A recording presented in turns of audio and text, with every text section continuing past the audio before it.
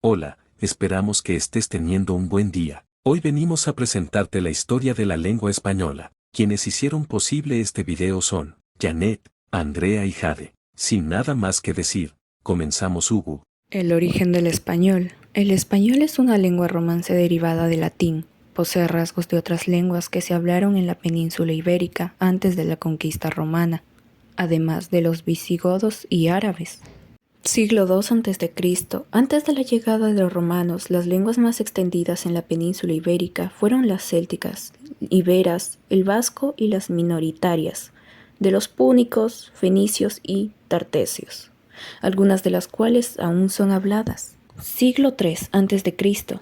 Roma emprende la conquista de la península ibérica y se adopta como lengua el latín vulgar. Se abandonaron las lenguas prerromanas, excepto el vasco. Siglo V. Los pueblos germánicos invaden el Imperio Romano. Desfragmentación del latín. Llegan a la península ibérica los visigodos, que adoptan el latín como lengua oficial. Siglo VIII. Se produce la invasión árabe. Se integran términos de origen árabe como acequia, azúcar, cifra, alcachofa, álgebra, etc. Conviven las lenguas romances peninsulares como el gallego, navarro, aragonés, catalán y castellano del Reino de Castilla. Español medieval, comprendido del siglo X al siglo XV.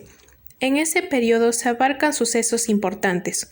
Se compusieron los primeros manuscritos del español con un dialecto romance, a través de las glosas emilianenses, provenientes de la comunidad autónoma de La Rioja, al norte de la península ibérica.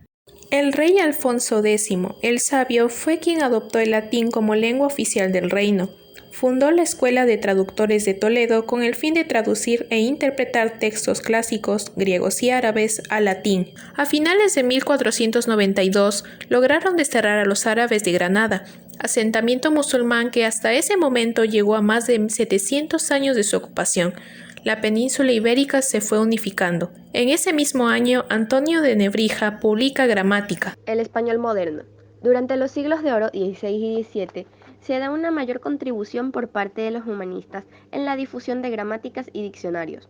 Se producen los últimos grandes cambios en el sistema fonológico y se inicia la colonización de América, integrando palabras oriundas del nuevo continente, como choclo, tamal, arepa, tomate y ají, conocidas como americanismos. En el siglo XVIII se funda la Real Academia Española en 1713 por Felipe V, que establece las normas del español escrito mediante la publicación del Diccionario de Autoridades, la ortografía y la gramática.